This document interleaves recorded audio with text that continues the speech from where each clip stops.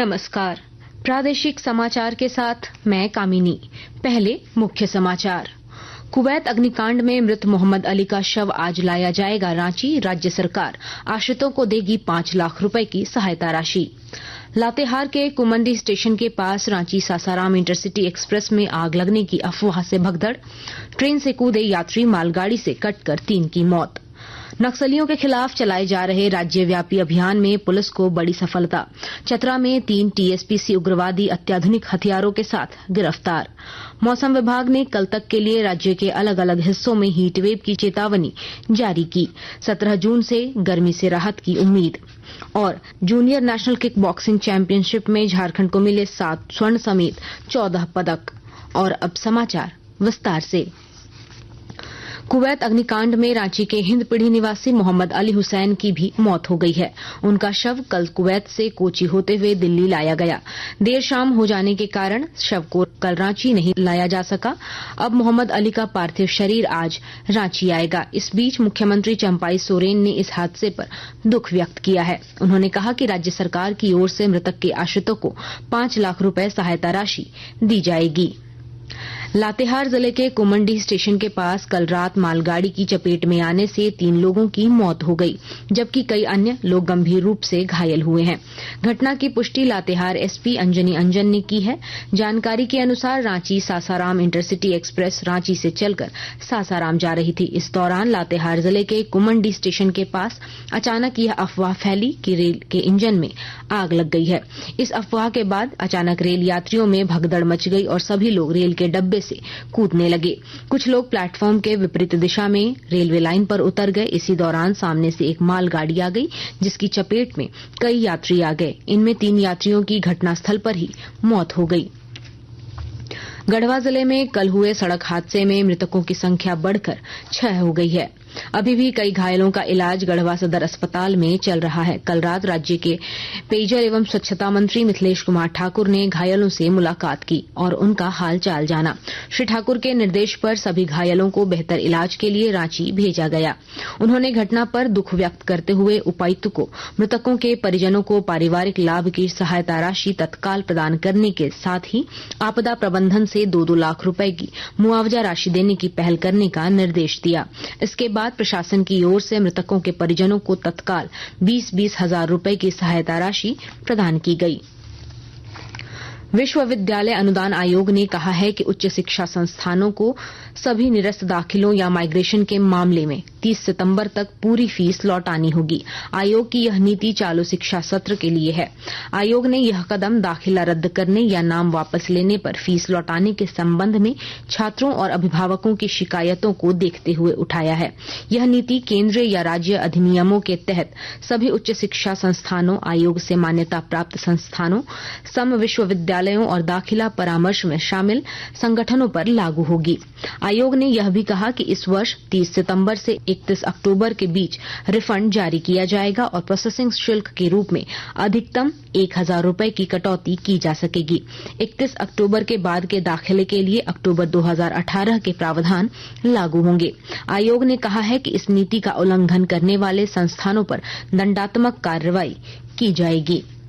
गिरिडीह जिले में घर घर पेड़ लगाओ अभियान शुरू हो गया है। गिरिडीह जिला प्रशासन और सभी राजनीतिक दलों के प्रतिनिधियों और समाज सेवियों ने इस कार्यक्रम में भाग लिया। कार्यक्रम की शुरुआत जिले के उपायुक्त नमन प्रियेश लकड़ा और पूर्व विधायक निर्भय शाहबादी ने सर्कस मैदान में पेड़ लगाकर किया। इस मौके पर उपायुक्त ने कहा कि जिला प्रशासन सभी विभागों, संस्थाओं और उद्योगों से समन्वय स्थापित कर पर्यावरण संरक्षण की दिशा में कार्य कर रहा है।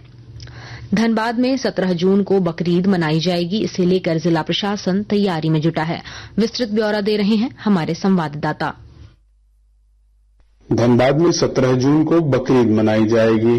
त्योहार को लेकर जिले की उपायुक्त माधवी मिश्रा, एसएसपी हृदय पी जनार्दनन और ADM law and order Hema Prasad ने संयुक्त आदेश जारी कर जिले को 7 जोन कतरास, धनबाद, चिरकुंडा, तोपचांची, झरिया, गोविंदपुर एवं टुंडी में बांटा है। सभी जोन में जोनल दंडाधिकारी एवं पुलिस पदाधिकारी तथा सभी थाना व ओपी में पुलिस पदाधिकारी के साथ दंडाधिकारी मौजूद रहेंगे। ईद उल अजहा के अवसर पर किसी तरह की दुर्घटना की सूचना जिला नियंत्रण कक्ष में दूरभाष संख्या 2311-217, 2311-807, 112 व 100 पर दी जा सकती है। दीपक, आकाशवाणी समाचार, धनबाद। आकाशवाणी के ताजा तरीन समाचारों के लिए आप हमारी वेबसाइट newsonair.gov.in पर लॉग ऑन कर सकते हैं। ताजा समाचार X handle @AIR news alerts और Facebook page all India radio news पर भी उपलब्ध है। आप प्रादेशिक समाचार एकांश के X handle @AIR news_ Ranchi और फेसबुक, इंस्टाग्राम पेज तथा YouTube channel AIR news Ranchi पर भी हमारे बुलेटिन सुन सकते हैं। प्रादेशिक समाचार आप आकाशवाणी रांची से सुन रहे हैं। नक्सलियों के खिलाफ चलाए जा रहे राज्यव्यापी अभियान में पुलिस को एक और सफलता मिली है। पुलिस ने चतरा जिले के कुंदा थाना क्षेत्र से प्रतिबंधित नक्सली संगठन के 3 सदस्यों को हथियार के साथ गिरफ्तार किया है।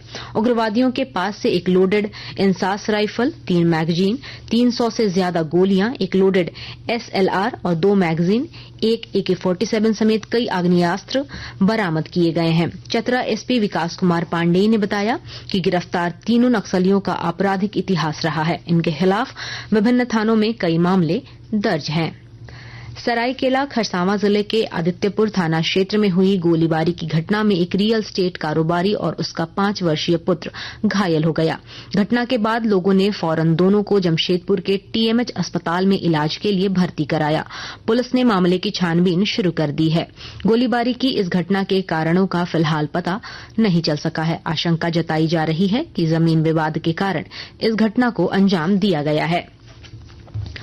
मौसम विज्ञान केंद्र ने कल तक राज्य के अलग अलग हिस्सों में हीट वेव की चेतावनी जारी की है। इसके बाद गर्मी से थोड़ी राहत मिलने की उम्मीद जताई गई है। 17 जून के बाद तापमान में धीरे धीरे गिरावट आ सकती है। इस दौरान राज्य के अलग अलग हिस्सों में गर्जन, वज्रपात और तेज हवा के साथ बारिश हो सकती है। मौसम विभाग का पूर्वानुमान है कि अगले 4-5 दिनों में पश्चिम बंगाल के रास्ते झारखंड में मानसून प्रवेश कर सकता है। Junior national kick boxing championship में झारखंड के 7 खिलाड़ियों ने स्वर्ण पदक जीता है। सिलीगुड़ी में हुई प्रतियोगिता में झारखंड की ओर से 25 खिलाड़ियों ने हिस्सा लिया था। इनमें 7 खिलाड़ियों ने स्वर्ण, 3 खिलाड़ियों ने रजत और 4 खिलाड़ियों ने कांस्य पदक हासिल किया है। और अब अखबारों की सुर्खियां। राज्य से प्रकाशित लगभग सभी अखबारों ने किसान को 2 लाख रुपए तक के ऋण माफ करने के राज्य सरकार के फैसले से संबंधित खबर को प्रमुखता से प्रकाशित किया है। दैनिक हिंदुस्तान ने किसानों की 2 लाख तक कर्ज माफी संबंधी खबर को प्रमुखता से प्रकाशित किया है। दैनिक भास्कर ने पूर्व मंत्री आलमगीर आलम के PS संजीव और नौकर जहांगीर के बारे में नया खुलासा करते हुए लिखा है, करोड़पति नौकर या पार्टनर, संजीव ने घर खरीदा तो जहांगीर ने फ्लैट, जमीन भी एक साथ ही खरीदी। प्रभात खबर ने बरकाकाना बरवाडीह रेलखंड के कुमंडीह रेलवे स्टेशन पर हुए हादसे को अपनी सुर्खी बनाई है। दैनिक जागरण ने लिखा है, आग की अफवाह पर चलती ट्रेन से कूदने लगे लोग, 4 यात्रियों की कटकर मौत। रांची एक्सप्रेस ने नीट UG पेपर लीक मामले में सुप्रीम कोर्ट द्वारा NTA को दिए गए नोटिस की खबर को पहले पन्ने की सुर्खी बनाई है, जबकि राष्ट्रीय नवीन मेल ने गढ़वा में एक ट्रक और ऑटो की टक्कर में हुई 5 लोगों की मौत की खबर को प्रमुखता से प्रकाशित किया है। वहीं अंग्रेजी अखबार द टाइम्स ऑफ इंडिया और हिंदुस्तान टाइम्स ने इटली में आयोजित G7 शिखर सम्मेलन के दौरान प्रधानमंत्री नरेंद्र मोदी के विभिन्न देशों के राष्ट्राध्यक्षों के साथ द्विपक्षीय वार्ता की खबर को अपने पहले पन्ने पर जगह दी है। और अब अंत में मुख्य समाचार एक बार फिर। कुवैत अग्निकांड में मृत मोहम्मद अली का शव आज लाया जाएगा रांची। राज्य सरकार आश्रितों को देगी 5 लाख रुपए की सहायता राशि। लातेहार के कुमंडी स्टेशन के पास रांची सासाराम इंटरसिटी एक्सप्रेस में आग लगने की अफवाह से भगदड़, ट्रेन से कूदे यात्री, मालगाड़ी से कटकर 3 की मौत। नक्सलियों के खिलाफ चलाए जा रहे राज्यव्यापी अभियान में पुलिस को बड़ी सफलता, चतरा में 3 TSPC उग्रवादी अत्याधुनिक हथियारों के साथ गिरफ्तार। मौसम विभाग ने कल तक के लिए राज्य के अलग अलग हिस्सों में हीटवेव की चेतावनी जारी की। 17 जून से गर्मी से राहत की उम्मीद। और junior national kick boxing championship में झारखंड को मिले 7 स्वर्ण समेत 14 पदक। इसके साथ ही आकाशवाणी रांची से प्रादेशिक समाचार का ये बुलेटिन समाप्त हुआ। नमस्कार।